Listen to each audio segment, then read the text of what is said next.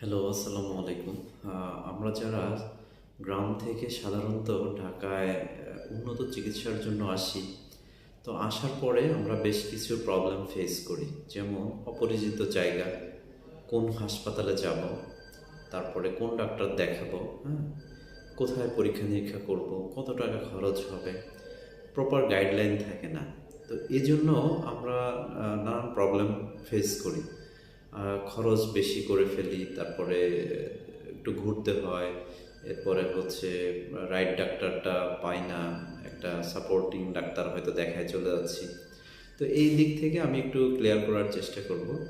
যেমন আমরা যারা ঢাকায় আসি গ্রাম থেকে চিকিৎসার জন্য বা বড় ডাক্তার দেখানোর জন্য, তো আমরা অনেক সময় প্রাইভেট হসপিটালগুলোতে বড় ডাক্তারের সিরিয়াল নিয়ে একজন অভিজ্ঞ বা সিনিয়র ডাক্তার দেখায়।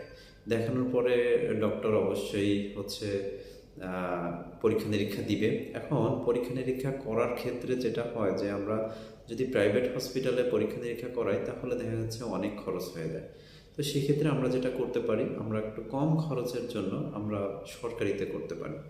সরকারি অনেকগুলো প্রতিষ্ঠান আছে যেগুলোতে খুব অল্প টাকার মধ্যে সকল পরীক্ষা নিরীক্ষা করা সম্ভব। শুধুমাত্র প্রপার ইনফরমেশন জানা থাকলেই সেখান থেকে সকল পরীক্ষা নিরীক্ষা করা সম্ভব।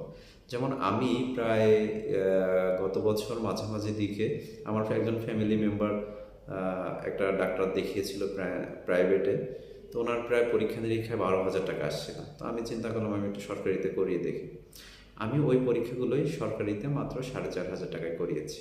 তার মধ্যে একটা প্রতিষ্ঠানের নাম আমি বলবো, যেমন ঢাকার আগারগাঁওয়ে একটা সরকারি ইনস্টিটিউট আছে, গভর্নমেন্ট ল্যাবরেটরি ইনস্টিটিউট।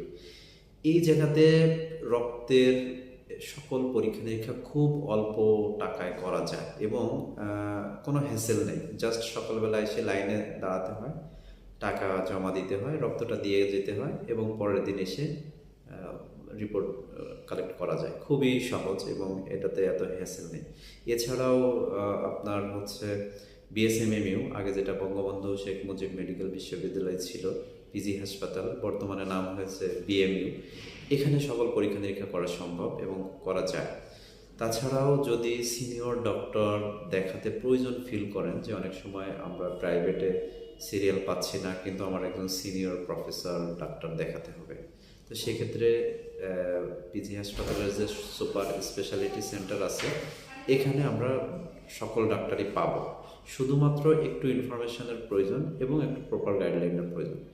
তো আশা করি আমি আমার নলেজ থেকে বা আমার এক্সপিরিয়েন্স